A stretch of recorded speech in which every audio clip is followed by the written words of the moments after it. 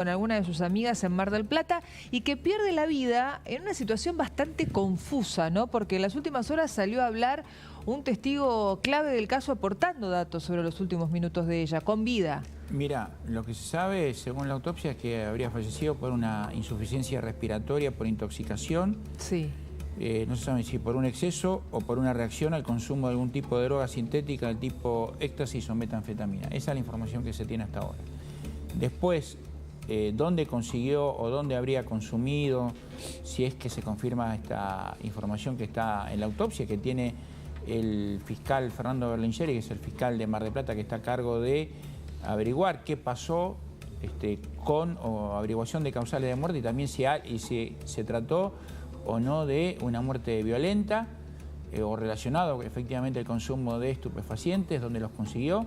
Bueno, todo eso es objeto de una investigación. Se sabe que hay una ventana de 4 horas donde, más allá de lo que dijeron 2 testigos, no está claro qué fue lo que hizo Florencia. Claro, porque una de las amigas cuenta que en un momento de la noche de ese sábado ella se separa del grupo, sí, ¿no? Entonces ahí la pierden de vista. Y después hay una ventana de 4 horas, después que ellas llegan de la fiesta al departamento de Corona 1400, sí, donde se estaban alojando, que no está claro bien tampoco lo que hizo. Y ella se descompensa al mediodía. Exacto. De ese domingo. Por eso hablamos de 4 horas, de las 7 de la mañana hasta las 11 del mediodía. Así que ahí se está investigando qué es lo que ocurrió en esas 4 horas. Estaba viendo, pobrecito, el posteo de Santiago Fernández, el novio de Florencia. Le escribió una despedida desgarradora en Instagram. Hoy es el día más feo de mi vida, hoy me toca despedirte y decirte hasta pronto porque estoy seguro que nos vamos a volver a ver. Podría seguir todo el día por la forma en que nos tratábamos, nos reíamos y lo felices que éramos, siempre para adelante juntos. Muy jóvenes, sí, muy jovencitos. Se sabe que a las 7:30 pasó por una panadería, le preguntó a otros chicos si sabían de alguna fiesta o de un after, y después está tratando de reconstruir. Aparentemente se fue a tomar mate con ellos a la playa, ¿no? Sí, exactamente. A eso iba justo. Es muy raro lo que pasó, ¿no? O sea, no hay tanta información.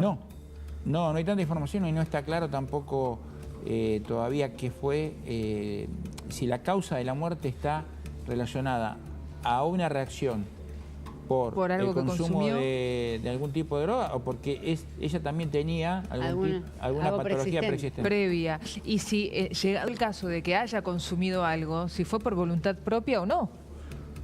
Sí. ¿No? Además, a ver, quizá le pusieron algo en la bebida, la verdad es que no lo sabemos. A los amigos no les había comentado nada. Aunque hay 2 testigos que dijeron que en el lugar donde habían ido, el fiscal le preguntó, ¿consumieron droga? Sí. La respuesta fue afirmativa.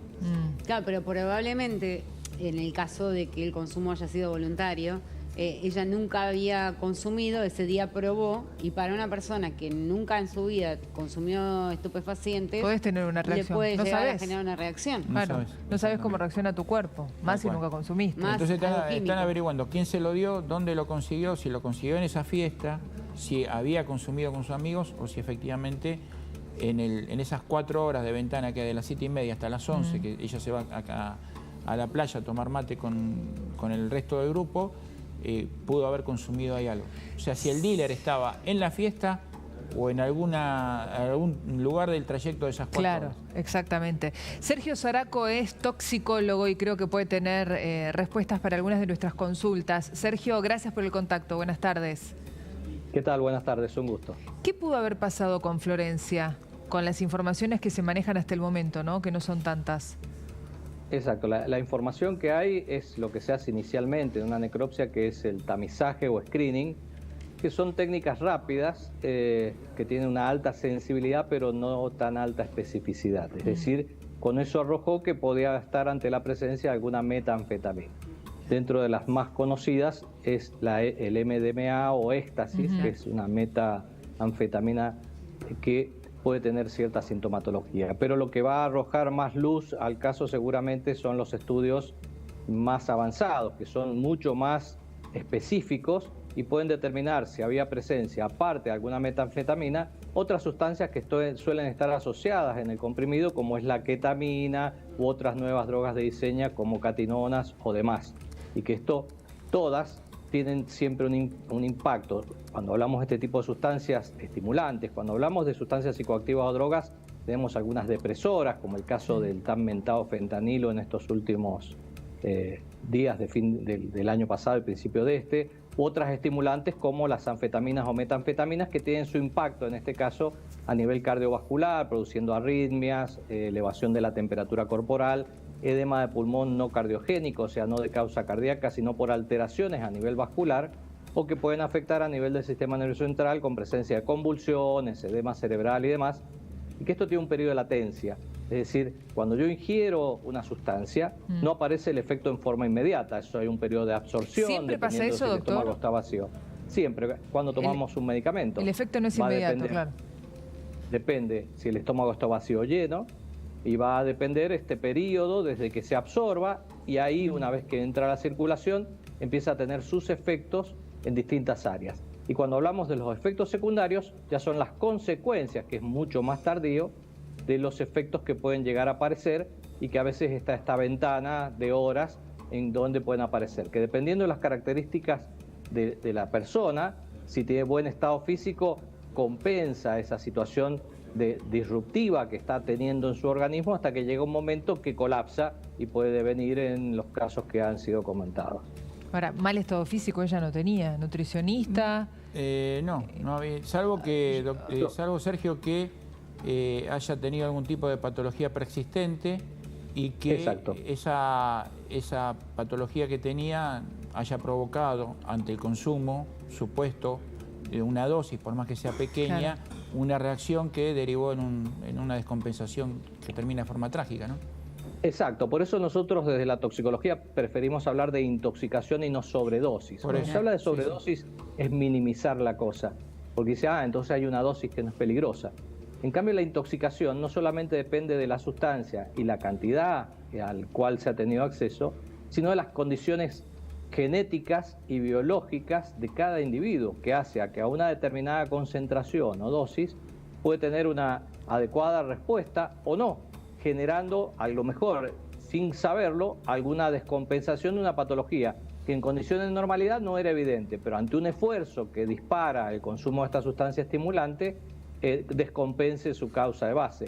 Esto lo hacemos prácticamente en medicina cuando yo tengo que medicar a un paciente, le consulto sus antecedentes, si es hipertenso, y de acuerdo a eso selecciono qué medicamento puede tener mejor acceso o no, qué interacciones con lo otro que toma. En cambio acá, ante un desconocido, te ofrece algo que es una cuestión de fe, creyendo que me están dando, sin haber hecho toda una revisión de si yo estoy en condiciones de consumir ese tipo de sustancias. ¿Y la edad en este tipo de situaciones tiene que ver, doctor? Digo, ¿las personas jóvenes están más predispuestas a que les suceda esto con este tipo de sustancias? Digo, ¿por cómo puede llegar a reaccionar el cuerpo o su corazón? Generalmente los más jóvenes tienen un mejor estado físico por una cuestión propia de la edad, pero sí lo que observamos es que hay una muy baja percepción de riesgo. Los últimos datos arrojados por la Cedronar de encuestas realizadas el año pasado y llama significativamente la atención cómo ha caído estrepitosamente la percepción de riesgo. Esto es la capacidad de la población, de los jóvenes, en hacer ver una cosa más o menos peligrosa. Entonces existe esto de que no pasa nada. Entonces yo me expongo creyendo que si a otros le fue bien, a mí también, y resulta que esto es la autopercepción percibida, y que ahí es donde empezamos con estos problemas, que no en todos tienen la misma respuesta.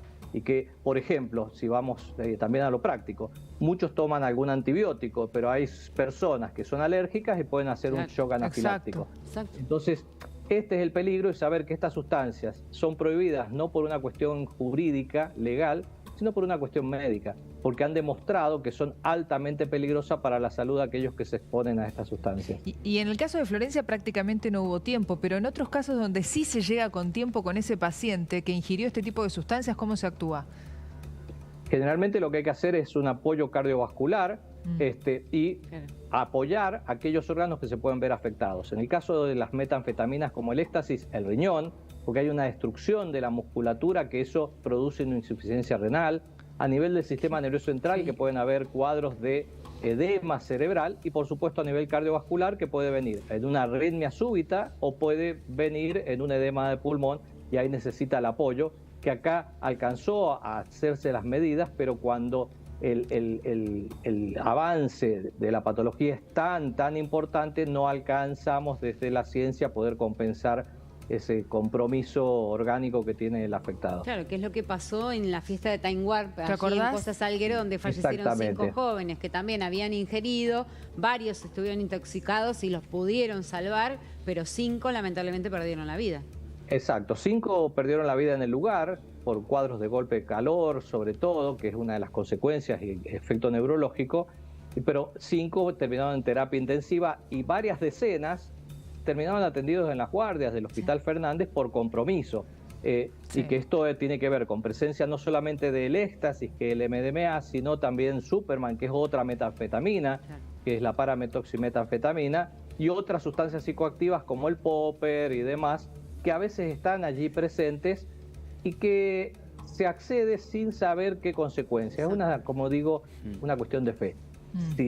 Si me va bien, sí, pero si te va poco mal, se habla y nos damos cuenta cuando va mal que a veces no. Con eso retorno. Va la vida, ¿no? Y en base a eso, doctor, ¿cuáles son las recomendaciones básicas, lo elemental para los jóvenes que salen de noche, bueno, de madrugada, quizás a un after, y saben, entienden, todos sabemos que es muy fácil acceder a alguna droga, que está al alcance de la mano, y el famoso no pasa nada? ¿Qué se puede recomendar en ese caso?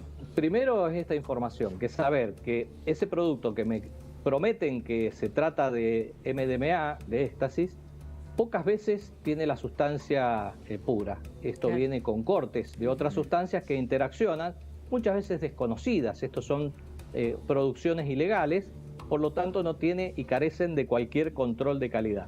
Y segundo, que también desconozco qué concentración tiene. Puede ser que le provea a ese dealer una pastilla que me vendió, pero la otra es otra composición y otra concentración. Entonces la recomendación es evitar el consumo de estas sustancias. Es como si yo voy por la calle, encuentro un caramelo tirado, no lo levanto y me lo llevo a la boca y lo consumo. Esto es igual.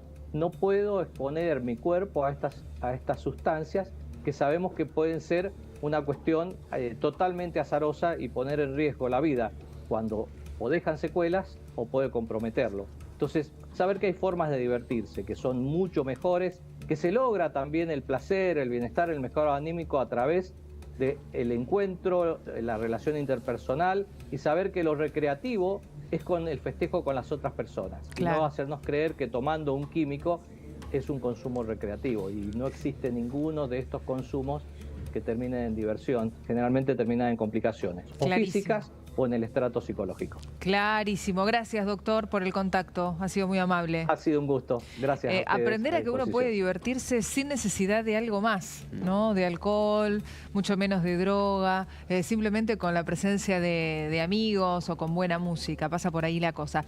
Vuelta de página. Hermosa tarde en la ciudad de Buenos Aires con pronóstico